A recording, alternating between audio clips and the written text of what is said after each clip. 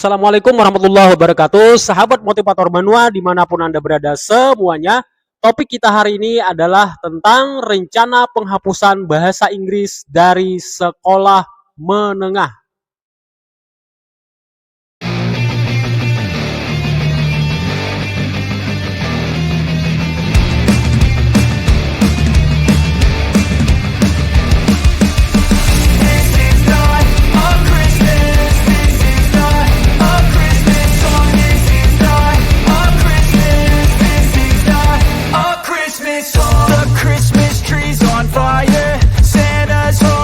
Sahabat Banua semuanya, pertama-tama lewat video ini saya ingin mengapresiasi, memberikan penghargaan terhadap beberapa elemen masyarakat yang terang-terangan menginginkan kesetujuan mereka tentang rencana pemerintah untuk menghapuskan pelajaran bahasa Inggris dari sekolah menengah. Atau at least bahasa Inggris itu hanya dijadikan semacam ekstrakurikuler saja. Jadi bukan lagi merupakan pelajaran wajib. Nah, salah satu pihak yang mungkin juga paling gamblang mengemukakan usulan ini adalah dari Ikatan Guru Indonesia atau IGI. Dan kalau kita trace back kembali ke belakang adalah bahwa ini juga merupakan kontra dari Menteri Pendidikan sebelumnya dari zamannya Pak M. Nuh yang justru ingin kebalikannya. Jadi di sana pada mungkin antara 8 sampai 10 tahun yang lalu berkembang wacana di masyarakat bahwa sebaiknya pemerintah menghapus total pelajaran bahasa Inggris dari sekolah dasar. Nah, kalau ini kan kebalikannya nih. Kurikulum Merdeka justru menekankan agar bahasa Inggris itu menjadi konsumsi sejak dini di usia dasar mereka. Nah, mari kita bedah sedikit demi sedikit apa saja sebenarnya alasan pemerintah untuk memasukkan bahasa Inggris ini ke dalam pelajaran yang di usia sangat dini, kemudian menghapuskannya dari sekolah menengah. Pelajaran bahasa Inggris di SD itu kalau kita cermati di kurikulum Merdeka, itu bisa dilangsungkan ketika yang pertama itu sudah ada guru yang mulai kompeten di kelas itu, di sekolah itu sudah ada guru kelas yang kompeten. Artinya ketika guru kelasnya sudah kelihatan bakatnya atau sudah skillnya diakui di dalam sekolah itu, maka sekolah itu berhak untuk menyelenggarakan pelajaran bahasa Inggris. Kemudian yang kedua adalah bahwa guru bahasa Inggris di sekolah tersebut atau di sekolah SD maupun SMP yang terdekat dengan sekolah itu bersedia untuk diperbantukan ke sekolah tersebut untuk mengajar bahasa Inggris. Nah, artinya kan diharapkan tidak ada kekosongan guru bahasa Inggris ketika sekolah ini sudah mulai membuka untuk kurikulum bahasa Inggris di sekolah tersebut. Itu syaratnya. Kemudian yang ketiga adalah boleh juga dari mahasiswa yang diperbantukan untuk mengajar di sekolah tersebut. Jadi sekarang itu kan mahasiswa khususnya untuk program Kampus Merdeka itu mereka diperbolehkan atau diberikan semacam SKS tertentu ketika mereka memberikan aksi sosial, termasuk salah satunya mengajar di sekolah-sekolah SD yang sudah ada bahasa Inggris ini. Nah, ketika mahasiswa ini dinilai kompeten, maka mereka sudah bisa mengajar di sekolah tersebut. Dan itu boleh untuk menjadikan sekolah itu sekolah berbahasa Inggris. Atau sekolah yang memasukkan bahasa Inggris sebagai mata pelajaran di sekolahnya. Nah, itu beberapa di antaranya. Jadi kalau kita bedah di SD itu nantinya menurut kurikulum Merdeka itu akan ada sekitar 72 JP atau 72 jam pelajaran dalam 1 tahun. Untuk bahasa Inggris itu baru di kelas 1-nya saja. Nah, begitu nanti di kelas 2, kelas 3 mungkin akan ada tambahan jam lagi. Yang jelas SD itu sejak kelas 1 sudah dicanangkan untuk ada pelajaran bahasa Inggris. Nah, ini luar biasa lompatan yang diajukan oleh beberapa elemen masyarakat termasuk IGI yang menginginkan bahasa Inggris itu sudah diterapkan sejak SD. Jadi sejak kelas 1 mereka sudah cas-cus bahasa Inggrisnya. Nah, tentunya ada pro dan kontra di masyarakat tentang hal ini karena bayangkan 10 sampai 8 sampai 10 tahun yang lalu masih terjadi pro dan kontra ingin dihapuskan pelajaran itu dari bahasa Inggris. Yang ada sekarang mereka ingin memasukkannya sebagai pelajaran wajib di sekolah SD.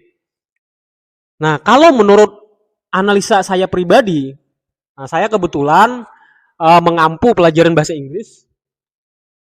Jadi sedikit banyaknya saya juga ingin berargumentasi atau memberikan sumbang saran di sini dalam hal layak tidaknya bahasa Inggris dimasukkan ke dalam pelajaran SD. Kalau saya pribadi secara umum saya menyetujuinya. Saya setuju dengan alasan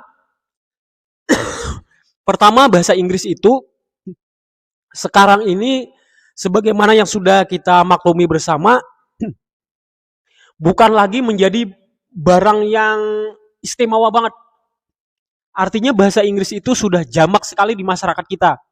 Bahkan kalau kita lihat di sinetron-sinetron, kadang-kadang juga acara-acara yang umum kita lihat di TV, itu banyak sekali serapan-serapan bahasa Inggris yang sudah masuk ke dalam bahasa Indonesia yang sepertinya itu bukan lagi hal yang langka kita temukan. Jadi sangat umum. Ya, kalau kita lihat ibarat kayak selebritis itu kayak Cinta Laura lah. Nah, gaya-gaya Cinta Laura itu kan sudah diadopsi oleh banyak remaja kita. Mereka memadu-madankan bahasa Indonesia dengan bahasa Inggris. Walaupun ya bagi sebagian orang itu mungkin dikatakan tidak cinta budaya Indonesia katanya. Tapi at least kita melihat fenomena di masyarakat bahwa bahasa Inggris itu bukan lagi sesuatu yang wah, bukan lagi sesuatu yang langka, bukan lagi sesuatu yang saking susahnya untuk ditemukan, maka dia menjadi profesi yang dicari di mana-mana. Bukan seperti itu. Jadi bahasa itu sudah menjadi fenomena umum sekarang. Bahasa Inggris itu sudah secara de facto menjadi bahasa internasional. Kemudian juga kita memasuki era e-commerce. Dimana kalau kita masuk ke dunia e-commerce, anak-anak muda kita sekarang, mereka sudah biasa untuk berinteraksi dengan orang-orang asing, orang-orang dari foreign ya, abroad, sudah lintas negara. Jadi tidak aneh kalau ada anak muda kita dari pelosok kota mana, misalnya dari kota kecil, dia beli buku di Amazon misalnya, minta dikirimkan langsung dari Inggris bukunya. Itu bisa sekarang. Jadi bukan fenomena aneh lagi. Dan juga bukan fenomena aneh anak-anak kita bersahabat dengan rekan-rekan misalnya dari Finlandia, dari Swiss, Denmark, dan seterusnya. Dan mereka pasti yang digunakan juga internasional. Karena itu, ide untuk memasukkan bahasa ini ke dalam pendidikan dasar kita dan itu dijadikan keseharian, itu menurut saya ya memang sudah keharusan. Tidak bisa ditawar lagi. Nah kemudian, bangsa-bangsa juga sekarang semakin dekat kalau orang itu mengenalnya dengan istilah global village, kampung global. Jadi sekarang dunia kita yang bulat ini kelihatan semakin kecil. Dan semuanya itu mereka pakai bahasa Inggris. Baik Inggris American maupun Inggris yang original, versi Inggris. Jadi ini pelajaran yang real sekali manfaatnya.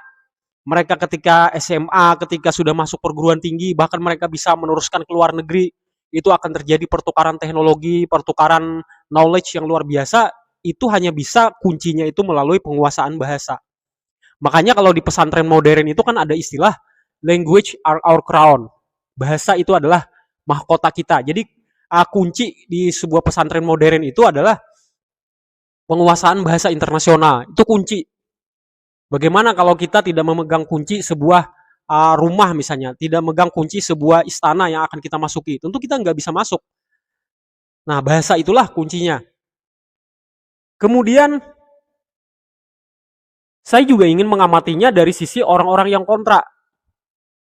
Jadi yang paling sering kita dengar itu di masyarakat ya, obrolan-obrolan misalnya, kalau anak-anak kita sejak dini sudah dicekoki dengan bahasa Inggris misalnya, apa mereka tidak stres dengan pelajaran yang menumpuk? Apa mereka tidak kekurangan waktu bermainnya? Bukankah mereka harus les mengaji, harus ada uh, masuk bimbel sorenya dan lain sebagainya. Kalau mereka dikasih bahasa Inggris lagi, apakah mereka tidak stres nantinya? Tidak depresi mereka untuk sekolah? Nah, ini adalah kekhawatiran-kekhawatiran yang wajar masuk di masyarakat kita karena memang orang-orang tua kita itu masih menganut pola lama, di mana dulu itu karena belum ada pelajaran bahasa Inggris di sekolah dasar, begitu mereka masuk SMP, dan di SMP itu kan bahasa Inggrisnya sudah masuk bahasa Inggris yang serius. Saya ingat sekali dulu ketika pertama masuk SMP di kelas 1, mungkin di beberapa pelajaran pertama masih enjoy karena tentang perkenalan identitas diri kita, who are you, introduction, kemudian where are you from, dan sebagainya lah, yang basic-basic. Tapi setelah masuk beberapa bulan, dia mulai masuk ke structure dan grammar. Nah, di situ pelajaran bahasa Inggris itu mulai agak menakutkan, mulai agak membuat stres anak-anak, membuat teman-teman kita itu menjadi alergi dengan guru bahasa Inggris. Itu yang saya amati. Bahkan di kelas 2 itu dia sudah mulai disuruh menghafal tenses. Tenses yang 12 macam itu kan. Nah, jadi pembelajaran bahasa Inggris itu mulai horor ketika di kelas 2 SMP. Itu zaman saya dulu. Nah, mungkin di zaman sekarang tidak ada lagi kewajiban menghafal seperti itu, namun tetap pembelajaran bahasa Inggris saat ini masih ada unsur stressingnya. Pokoknya ketika sudah mulai dimasuki structure, masuk grammar yang membutuhkan otak kiri, itu biasanya siswa mulai merasa kurang nyaman di situ. Unsur fun-nya mulai berkurang, unsur kegembiraan bermain-mainnya mulai kurang di situ. Karena ada tuntutan untuk menguasai ini itu. Nah, jadi saran saya adalah kalaupun ingin memasukkan pelajaran bahasa Inggris di usia 1 SD sampai kelas 6, yang pertama adalah jangan sampai kehilangan unsur fun atau kegembiraan kepada anak-anak kita. Jadi pemerintah dituntut untuk bisa membuat buku-buku pembelajaran, modul-modul, buku-buku pengayaan yang sifatnya itu fun semuanya. Entah itu berupa komik, atau novel, atau apapun yang ada unsur mendidik, dan juga jangan sampai kehilangan unsur fun di dalam situ. Sehingga ketika mereka sesudah membaca atau sesudah masuk kelas, mereka masih tertarik untuk memperbincangkan isi pelajaran itu di warung-warung, di kantin-kantin, bahkan anak-anak langsung praktek saat itu juga. Itu akan menjadi sebuah hal yang sangat menyenangkan atau prestasi tersendiri buat para guru. Kemudian juga hendaknya bahasa Inggris di kelas 1 SD sampai kelas 6 itu diliputi dengan games, cerdas cermat, ada riddle, ada tokoh idola, kemudian ada song, lagu-lagu, juga ada movie di situ. Nah, movie itu adalah sesuatu yang sangat efektif untuk memasukkan apapun ke dalam otak anak kita, termasuk bahasa. Nah, sayangnya ini belum digarap serius oleh pemerintah. Masih sporadis pergerakannya, pemerintah mengharapkan pihak swasta dan seterusnya. Tapi alangkah baiknya di sini pemerintah secara terstruktur betul-betul membuat ini menjadi gerakan nasional yang luar biasa. Kemudian setelah bahan pengajaran juga jangan lupakan guru, kemampuan para guru. Jadi dituntut untuk para guru, walaupun idealnya untuk semua mata pelajaran ya. Cuma dalam hal ini bahasa Inggris, jangan sampai ada guru bahasa Inggris yang killer. Bahasa Inggris yang begitu gurunya masuk, itu siswa-siswanya sudah diam semuanya, nggak berani menatap mata gurunya.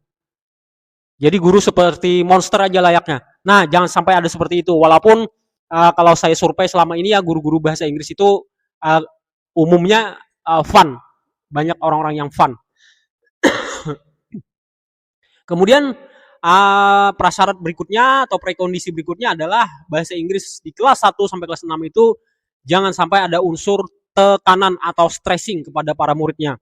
Jangan ada lagi hafalan yang kalau dalam minggu ini kamu nggak menguasai 7 tenses, maka kakimu naik sebelah ke atas selama 2 jam pelajaran misalnya.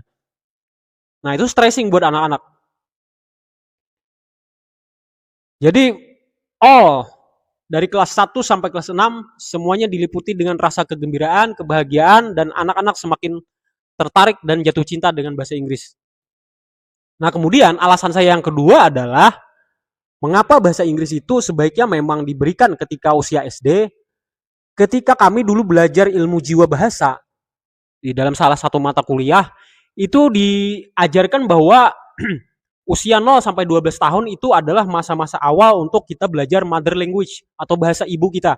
Yang mana kalau bahasa ibu itu ada dua ya.